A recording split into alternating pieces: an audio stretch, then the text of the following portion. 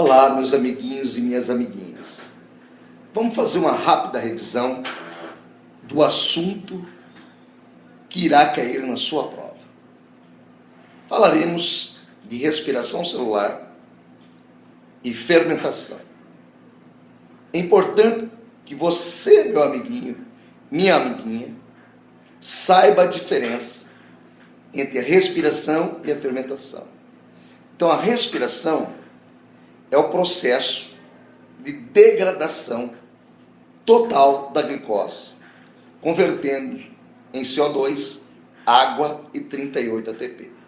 Enquanto que, meu amiguinho, minha amiguinha, enquanto que a fermentação é um processo de quebra parcial da glicose, transformando-se em ácido lático, se for fermentação lática, ou álcool, se for fermentação alcoólica, com a produção de 2 ATP. Então você percebe que na respiração a produção de ATP é superior à produção na fermentação.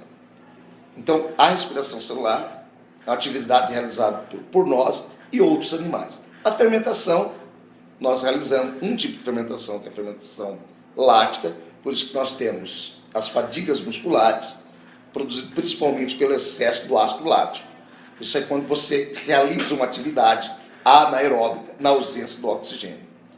A fermentação não consome oxigênio, enquanto que a respiração celular, o processo como um todo, há necessidade do consumo de oxigênio. Ocorre na presença do oxigênio. Quando ocorre a respiração, ela ocorre basicamente em 3 processos. A glicólise, ciclo de Krebs e cadeia respiratória. A glicólise ocorre no hialoplasma, na estrutura, na solução coloidal da célula. O ciclo de Krebs ocorre na mitocôndria, numa parte chamada matriz mitocondrial. E a cadeia respiratória ocorre na mitocôndria, numa região chamada crista mitocondrial.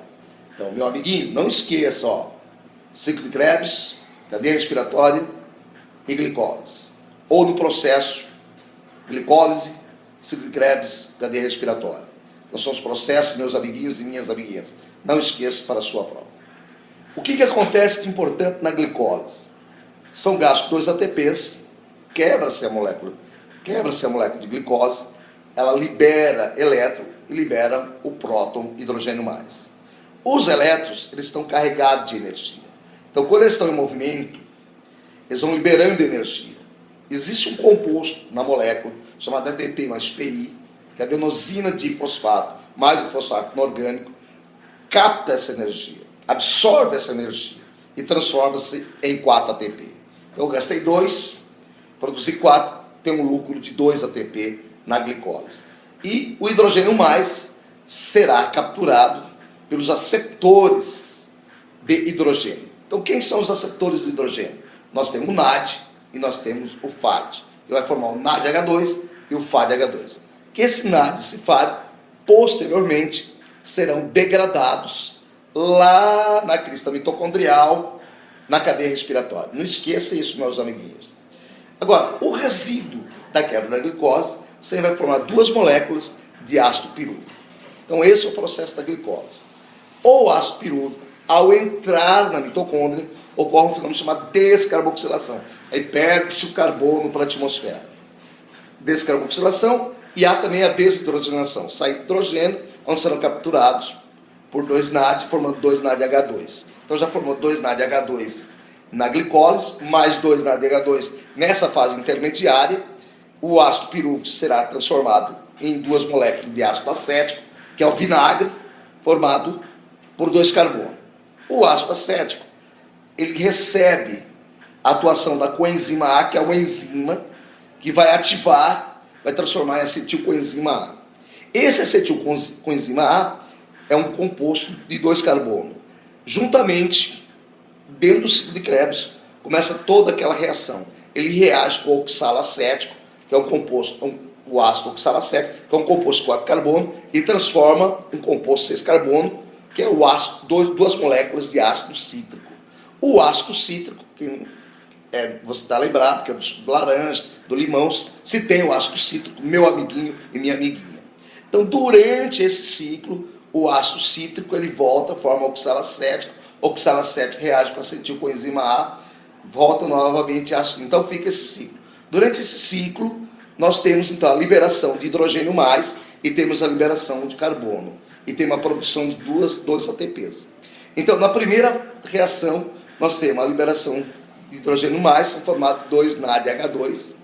Aí são formados a liberação de mais 2 NADH2, a liberação de CO2, 2 moléculas de CO2, uma nova reação, liberação de 2 moléculas de CO2, a produção de 2 ATPs, a produção de 2 FADH2 e a produção de 2 NADH2. Então, durante esse processo, nós temos a produção, se nós contarmos, nós temos 2 NADH2 produzido na glicólise, 2 NADH2 produzido na fase intermediária, são 4, 2 NADH2 na primeira reação são 6, mais 2 NADPH2 são 8, mais 2 NADPH2 são 10, então são produzidos 10 NADPH2 durante o processo, e 2 FADH2 e 2 ATPs. Esse NADH2 e FADH2, eles vão para a cadeia respiratória, vão para a crista mitocondrial, lá eles sofrem oxidação. O que é oxidação? Eles vão perder elétrons. Se eles perdem elétron, esse elétron está muito carregado de energia, meu amiguinho, minha amiguinha, e também libera hidrogênio mais. Esse hidrogênio mais, ele vai pela cadeia respiratória e será posteriormente recebido por meio oxigênio, ou um oxigênio que vai entrar na estrutura que vem do ar atmosférico. Os elétrons passam pelas enzimas transportadoras de elétrons, são chamados de citocromos. Durante esse processo, é como se nós tivéssemos uma batata quente, que ela foi passando de mão em mão, em mão, em mão. Quando chegou no final da sala de aula, essa batata quente, meu amiguinho e minha amiguinha, está fria. Então, a mesma coisa acontece com o elétron. Durante a passagem pelos citocromos, ele vai perdendo calor, vai perdendo energia, tá? E essa energia será capturada. Lembra que sempre quem capta energia é ADP mais PI.